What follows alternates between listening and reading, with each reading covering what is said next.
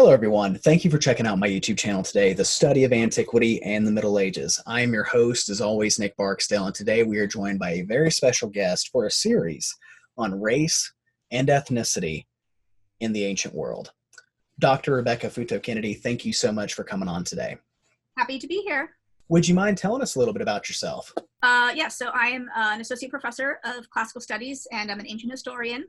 I teach a small college in the middle of Ohio. Who knows, right? Who doesn't want to live in the middle of Ohio? But I did my PhD work at The Ohio State University. Go Buckeyes. And before that, I went to University of California, San Diego. I work primarily in ancient Greek history. Well, I used to work primarily in ancient Greek history, specifically in Athens. But over the last decade, I've sort of really expanded myself out to also include more Roman material and also a lot of 18th through 20th century US history in particular, and its reception of various ideas. This is one of the problems when you go from being someone who does a subject specialty to, or a sort of time and place specialty to a subject, you end up getting drawn into the sort of big history world.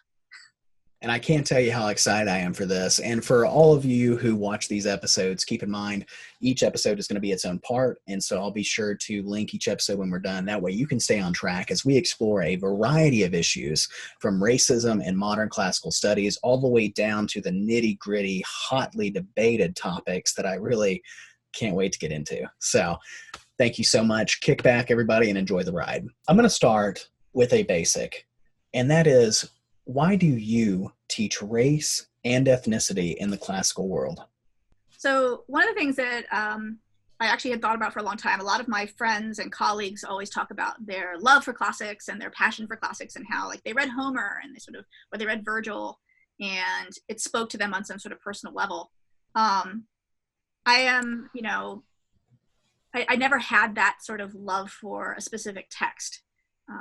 I love the Greek language, which is why I started doing this. But I was a historian and I wanted to do a totally different area of history, and I studied Greek and I fell in love with Greek. But I think my personal experiences and my sort of life have sort of led me into this area. Specifically, right, I mean, I come from a military family background. Half of my family is white, half of my family is Asian Pacific Islander. I've had to I've experienced I had to deal with my family's experiences of racism in the world and help them navigate as best as possible. But I also sort of came of age being in a military family during the Gulf Wars. And obviously, and I was in graduate school during 9/11 and sort of engaging with that world, but recognizing this connectedness to the ancient world at the same time, because the ancient world was often being used as ways for people to filter and funnel those incidences, particularly the sort of orientalizing during the Iraq War, which my brother was in, the first one. The first one, he was actually in the Persian Gulf. For the second one, he was running logistics. So he made sure people got paid. So they loved him a lot, of course, but he wasn't actually in combat for the second one. But I think that where I actually started from was this deep interest in political rhetoric surrounding these issues and the sort of discrepancy between the patriotic, democratic rhetoric that you found in classical Athens during the Persian Wars and things versus the actual functions of the Athenian Empire, which used Persian mechanisms and the borrowing of Persian iconography and Persian ideas and other things. So that's where I sort of started off, and that's actually my dissertation sort of rooted in there. But on the other side of it, the dissertation I didn't write, which I almost wrote, was Caesar's Gallic Wars and his use of ethnography in the justification of genocide and Roman imperialism, which is very different than Greek imperialism. One's a sort of more authoritarian and the other one is like rooted in democracy.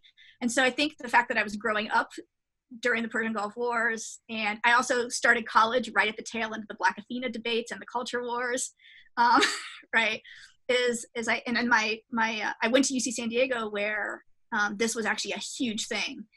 Paige Dubois was one of my professors, and she is sort of one of the sort of founding sort of marginalized studies individuals. Most of my professors were actually in either the languages of Greek and Latin, or my history professors were all in like Near Eastern studies and early Christian studies and not Greek and Roman historians. And so I think all of those things together eventually were like, I need to figure out what's actually going on here. And so it sort of all manifested out in pursuing this idea of identity in the ancient world, and trying to, importantly, I think probably the most important thing was trying to understand how the ancients understood their identities, instead of continually watching these debates where we were imposing modern identity politics onto the ancient world. So that's actually why I started doing this, trying to differentiate this modern discourse and all these modern discourses that relied on antiquity to describe modernity, but were really just taking modern ideas and foisting them into antiquity and trying to get at what the ancients actually thought themselves. So once you start to differentiate that, you get sucked into this world, and the sources, you realize that the sources are never ending. This is an obsession of the ancients, not just an obsession of us in the modern world. So that's really where I started getting at, why I started doing this.